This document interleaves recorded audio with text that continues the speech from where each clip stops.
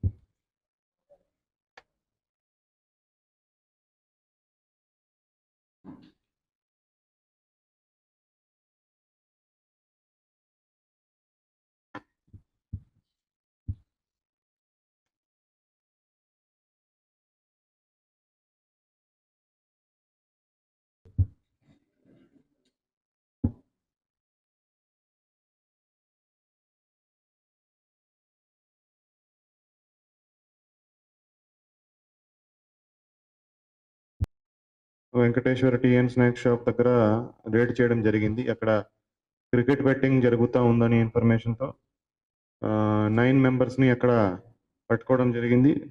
వాళ్ళ దగ్గర నుంచి 1,10,000 క్యాష్, అదేవిధంగా 7 మొబైల్ ఫోన్స్ రికవర్ చేయడం జరిగింది. వీళ్ళందరినీ విచారిస్తే వాళ్ళు 4 వెబ్సైట్స్లో 4 అప్లికేషన్స్లో క్రికెట్ బెట్టింగ్ చేస్తున్నారు. apbook.in, luckykismat.com, gullybets.in, vlbook.in. ఈ 4 అప్లికేషన్స్లో వాళ్ళు క్రికెట్ బెట్టింగ్ చేస్తున్నారు. ఐపీఎల్ సీజన్ నడుస్తూ ఉంది. సో ఐపీఎల్ మ్యాచెస్ మీద వాళ్ళు బెట్ చేసుకొని ఎవరు ఎన్ని రన్లు కొడతారు, ఎవరు గెలుస్తారు, ఎవరు స్ట్రైక్ రేట్ ఎంత ఉంటుంది, ఇట్లాంటి విషయాల మీద వాళ్ళు బెట్టింగ్ చేసి ఆడుకుంటున్నారు. సో వాళ్ళని 9 మెంబర్స్ని కస్టడీలో తీసుకోవడం జరిగింది. వాళ్ళ దగ్గర నుంచి cash and mobile phone seize చేసి వాళ్ళ మీద కేసు నమోదు చేసి వాళ్ళ మీద చట్టపరమైన చర్యలు తీసుకోవడం జరుగుతుంది. సో ప్రజలకి మేము మెసేజ్ ఇచ్చేది ఏంటంటే, ఈ ఐపీఎల్ సీజన్లో చాలామంది ఆన్లైన్ బెట్టింగ్కి, అదేవిధంగా ఆఫ్లైన్ బెట్టింగ్కి చాలా ఎక్కువ మంది పాల్పడుతున్నారు. దీనివల్ల వాళ్ళు చాలా డబ్బు పోగొట్టుకుంటున్నారు. ఈ బెట్టింగ్ చేస్తే ఓన్లీ ఎవరైతే చేపిస్తున్నారో, ఎవరైతే ఏజెంట్స్ ఉన్నారో వాళ్ళకి ప్రాఫిట్ తప్ప, ఎవరైతే బెట్ చేస్తున్నారో, ఎవరైతే ఆడుతున్నారో వాళ్ళకి ఎక్కడ కూడా ప్రాఫిట్ వచ్చే అవకాశం ఉండదు. దయచేసి మీ ఆర్థిక మూలాలను దెబ్బ కొట్టొద్దు. చాలామంది ఈ చిన్న చిన్న బెట్స్ నుంచి స్టార్ట్ చేస్తారు. 100, 200, 1000, 2000 నుంచి స్టార్ట్ చేసి దానికి అడిక్ట్ అయిపోయి పెద్ద పెద్ద బెట్స్కి ప్రోగ్రెస్ అయ్యి వాళ్ళు చాలా ఎక్కువ డబ్బు పోగొట్టుకుంటున్నారు. తర్వాత కొన్ని చోట్ల లోన్స్ తీసుకొని డబ్బు అడిగి ఇంట్రెస్ట్ మీద తీసుకొని కూడా కొంతమంది అడిక్ట్ అయినాక పెడుతున్నారు. దాంతో మొత్తం కుటుంబం కూడా సఫర్ అయ్యే పరిస్థితులు వస్తున్నాయి.